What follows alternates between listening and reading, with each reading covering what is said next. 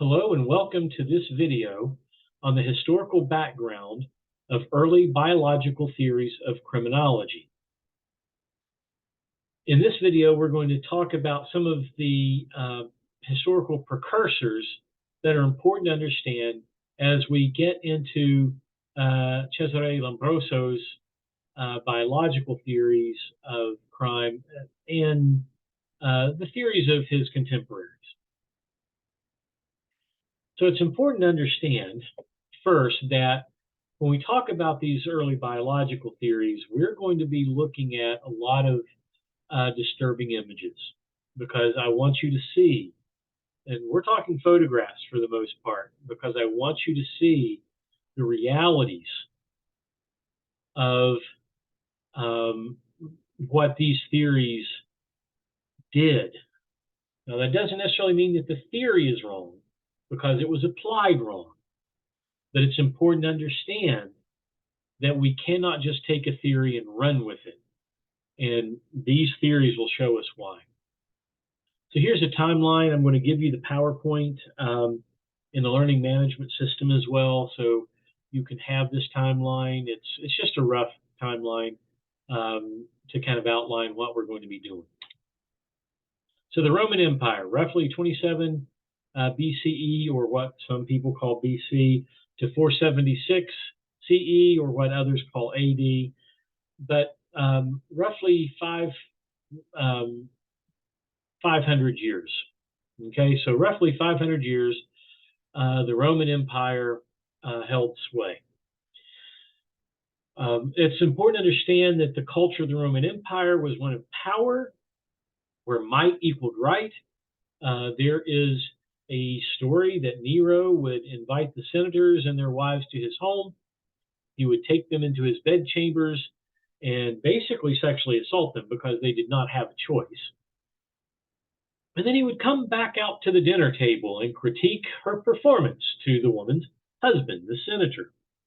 It's just one example of why most of the Roman emperors were assassinated. Because when you believe that the way to show your role and to show your value is to exert your power and control, and especially doing it in that way, you make a lot of enemies. So with the fall of the Roman Empire from around 500 CE, and even though I say until the First Crusade, really the Crusades and the Black Death fall within the Dark Ages, but the Catholic Church began to take shape and solidify its power. Now, we call it the Dark Ages because it was a cultural and social decline, an intellectual decline, academic decline, all sorts of declines were going on through these centuries, multiple centuries. The Dark Ages were a horrible time. There was really not much law. But during the Dark Ages, the Catholic Church took advantage of this, and which this began during the latter part of the Roman Empire as well, but and began to take political and military shape more than religious shape. Now, Catholic theology was developing in this time as well, although it would change over the centuries to come. But also during this time, there was a vying for power because when the Roman Empire fell, there wasn't a strong certainty that the Bishop of Rome was the head of the church. There was also a bishop in Constantinople that claimed to be the head of the church. And because of this competition, because of this conflict, there was the Great Schism, which formed the Eastern Orthodox Church and the Catholic Church as separate entities. So, as we're nearing the end of the Dark Ages, in 1096, the Byzantine Emperor out of Constantinople, the Eastern Orthodox Church, Alexios I Komnenos, requested Pope Urban II to give aid because the Moors and the Turks were threatening. Now, Pope Urban II thought this would reunify the church. Peter the Hermit led the First Crusade, but Pope Urban convinced all these peasants to go fight the First Crusade in order to gain lands and titles. Now, it was billed as service to God, and it was actually said to kill an infidel is not murder. So the Crusades were actually a very important way for the church to consolidate its power amongst all these different nations. But what ends up happening is actually quite the opposite. And it begins to be the undermining of the political power that the Catholic Church had.